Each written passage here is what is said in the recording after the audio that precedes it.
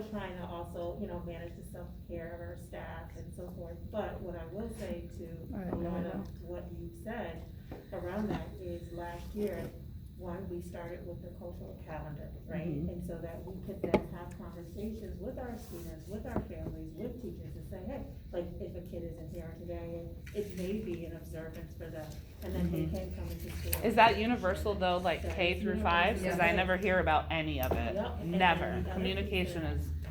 The other piece of that is, it's low level, but I'm gonna share it, I'll say that, is, every month, whether it's, it's Hispanic Heritage Month, or Indigenous Peoples Day, or whatever it is that we're observing for that month, we're sending out content and curriculum related to that we're sharing with staff, saying, hey, link this to your content, here are books you can read, and we give a menu of things so that teachers and students, they can choose what they want, that they feel is appropriate, and we do that K-8. And so we do send that out. And I say that was, low-hanging fruit. What we're starting to do now is kind of insert it into our curriculum and our unit now. That takes time to do all that amongst all the other things that demands that we have, but those are not, that's where we're headed, just so you know. So we do recognize that we can all learn from one another in experiences, but we also too don't just want to be fabrics and festivals.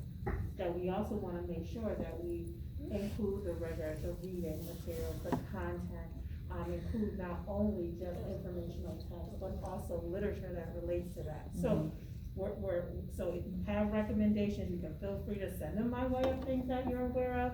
I know one project that we have is, we're working with one of the, English language learning, specialists. We're literally contacting like the Arab Nation in Washington DC, because they put out a presentation and we want to incorporate it into our content, but we want to make sure that it's appropriate before we do that. Right.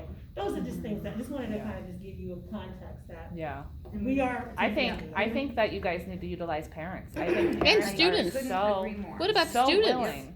The multicultural students who have like celebrations they might do at home that they're not used to doing in school. I mean, ask them, hey, what would be cool for you to teach your class about, and maybe do it as a lesson. I mean, a couple years ago when I finally got a diagnosis on my son's speech, I went into the class and I educated them about apraxia of speech, and I told them like, hey, listen, if Cole doesn't talk to you, this is why. Like, stuff like that I think is so important, and kids listen to parents. I love going to my kids' school because I feel like a celebrity. And they're like, oh, that's cool.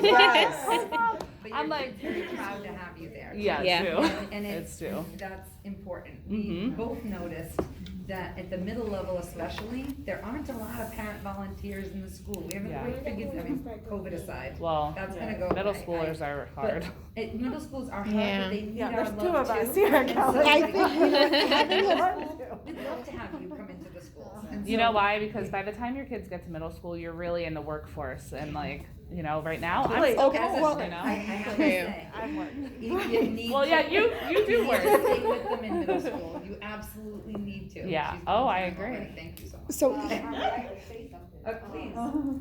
I would say that, proper representation is key. She knows that my son, two of my youngest went to Laquanic, and I'm big on every year, for me, Black History is 365, if I can do it every day, I will do it. But she knows that when it's time for Black History Month, I am down the teacher's neck, like, can I come in and teach I love that. something? Yes.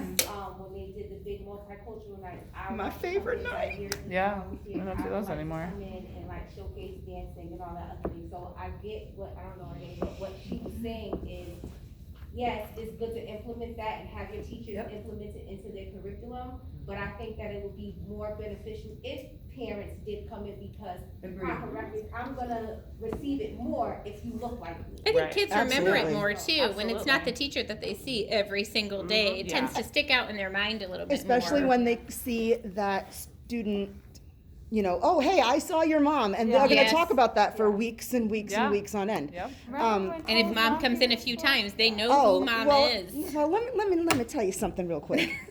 So when I was a sub-para, and I was here for a while, I was at Kelly, and let me tell you, these kids need our love more than you could possibly believe. And it drove my teenager up a wall that I was in the school with her, and she would get updates all day about, oh, I saw your mom in the cafeteria. I saw your mom. She was she was doing the thing. And you know what? I was here, but I can't tell you when I saw another parent. Well, we noticed the same thing, so what you're saying is incredibly valid.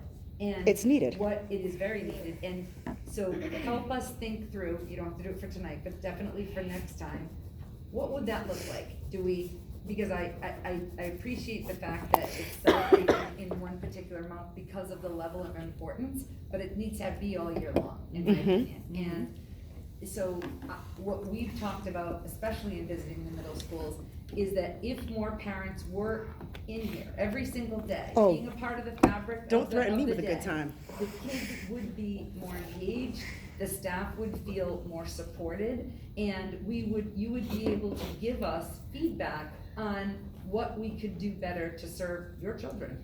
And so I would love that. And I'm gonna put that down with your permission as a topic for next meeting in bigger detail. Yeah, well, before COVID, Kelly had implemented that when they had people from the community coming in, because I volunteered in the summer, but, you know, COVID had.